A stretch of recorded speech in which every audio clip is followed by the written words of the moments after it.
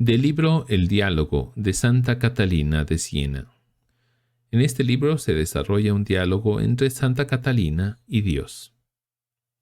Engaños y males que sufren en esta vida los que no van por Jesucristo puente.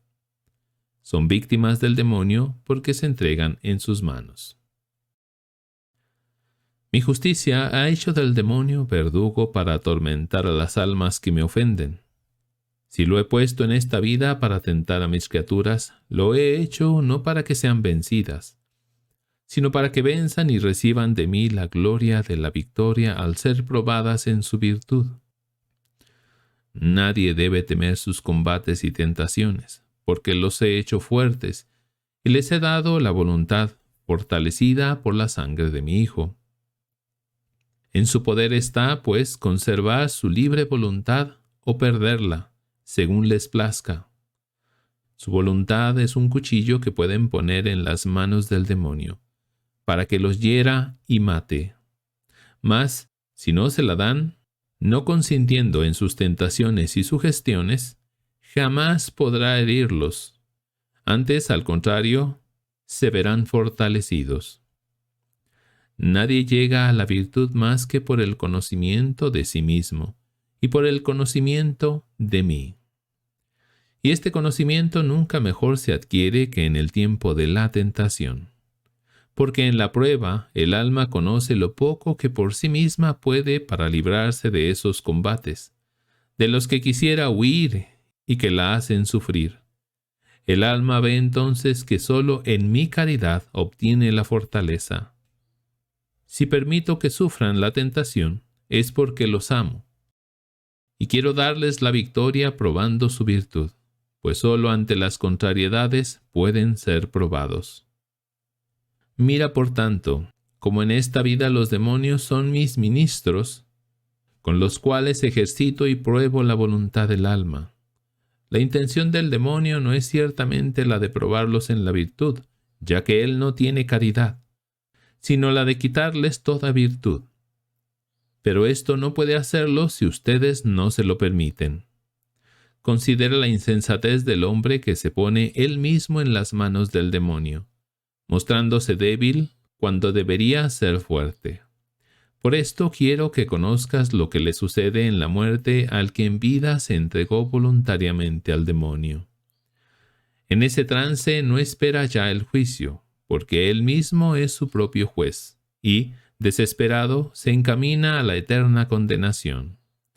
Su odio le lleva al infierno, y es él mismo quien lo arrebata para sí, como premio que le es debido, y en él se precipita. Sin embargo, los que vivieron en la caridad, cuando les llega la muerte, si vivieron perfectamente la virtud, iluminados con la luz de la fe y con la esperanza en la sangre del Cordero, vislumbran el bien que yo les tengo preparado, y en aquel momento lo toman con los brazos del amor. Abrazándome estrecha y amorosamente a mí, sumo y eterno bien. Así gustan de la vida eterna aún antes de que hayan dejado el cuerpo mortal. En cuanto a aquellos que han vivido y mueren en la caridad, pero sin llegar a gran perfección, también ellos abrazan mi misericordia, porque ellos creen que es mayor que sus propias culpas.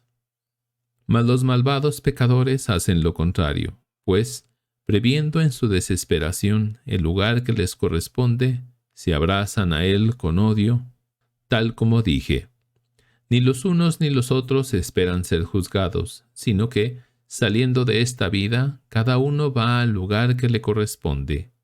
Lo gustan y empiezan a poseer, aún antes de dejar el cuerpo, en el momento de morir. Los condenados por su odio y desesperación, los perfectos por el amor, la fe y la esperanza de la sangre. Los imperfectos, gracias a su fe y a mi misericordia, se encaminan al purgatorio.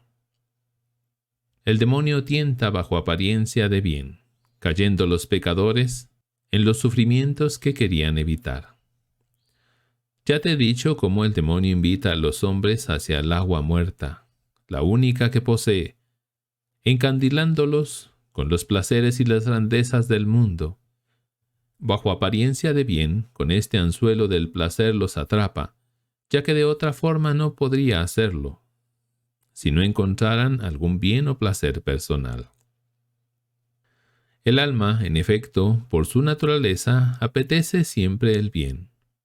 Pero el alma que está cegada por el amor propio sensitivo, no conoce ni discierne cuál es el verdadero bien para ella y para su cuerpo.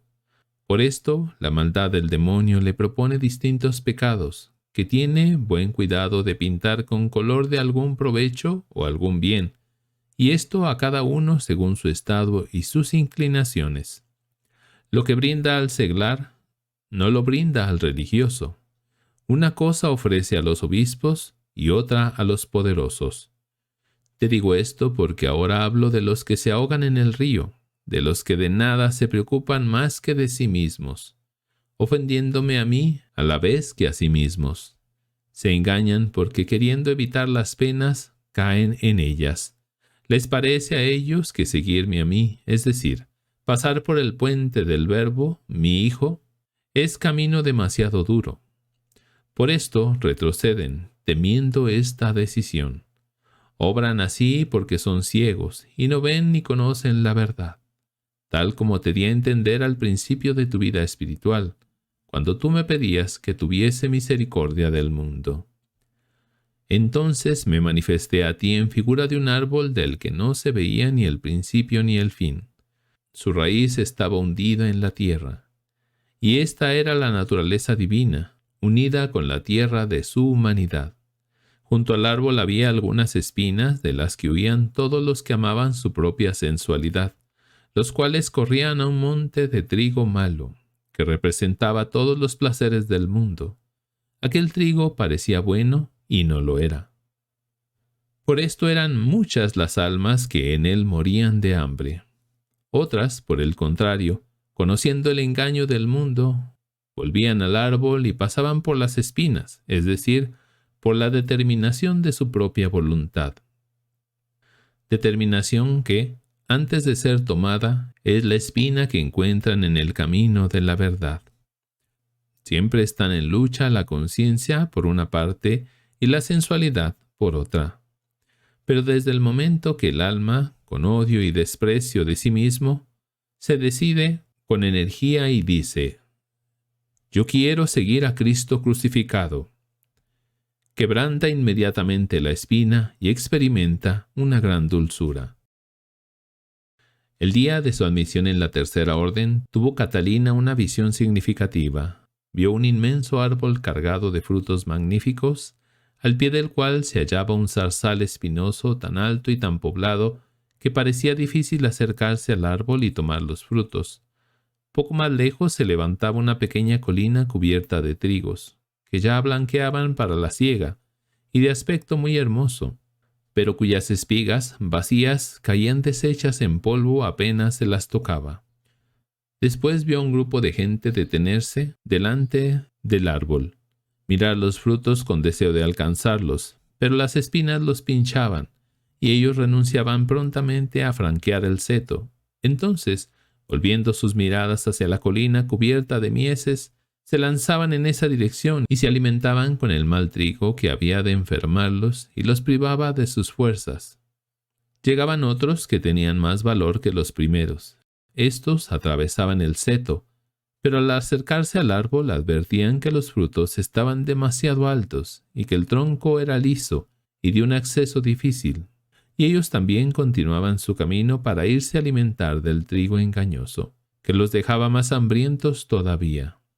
Por último llegaron algunos que, decidiéndose a atravesar la mata de espinas y a subir al árbol, tomaron los frutos y los comieron, lo cual les fortificó de tal modo que sentían asco hacia todo otro alimento. Catalina se llenaba de admiración al pensar que tantos hombres fuesen lo bastante necios y ciegos para amar y seguir al mundo engañoso, más bien que entregarse a Jesucristo, que nos invita y nos llama, y que, aun en el destierro, consuela y regocija a sus servidores, porque este árbol representaba el Verbo eterno encarnado, cuyos frutos deliciosos son todas las virtudes, mientras la colina, que no produce buen trigo, sino cizaña, representa los campos dorados del mundo que se cultivan en vano y con esfuerzo. Los que se alejan del árbol apenas sienten las espinas son todos aquellos que se sienten incapaces de vivir la vida cristiana y renuncian a ella. Los que le siguen y se asustan por la altura del árbol son los que emprenden con energía y buena voluntad la obra de su santificación, pero se desalientan y carecen de perseverancia. Los últimos son los verdaderos creyentes, firmes en la verdad. ¿Recuerdas que entonces te dije, yo soy vuestro Dios, inmutable, que jamás puede cambiar? Yo no me niego a criatura alguna que quiera venir a mí. Les he manifestado la verdad, les he enseñado que es amar las cosas fuera de mí. Pero ellos, cegados por la nube del amor desordenado, no me conocen a mí ni se conocen a sí mismos. ¿Ves cómo son engañados al preferir morir de hambre antes que pasar por algunas espinas? Pero ellos no pueden evitar el sufrir, porque nadie pasa por esta vida sin cruz, a no ser aquellos que pasan por el camino de encima, Jesucristo puente. No es que ellos estén sin trabajos, pero toda pena para ellos se convierte en consuelo. Esto recuerda la frase de San Agustín: en donde hay amor no hay dolor, y si hay dolor, hasta el mismo dolor se quiere. Por efecto del pecado, el mundo ha producido espinas y abrojos, y corrió este río embravecido, pero yo les di el puente para que no se ahoguen.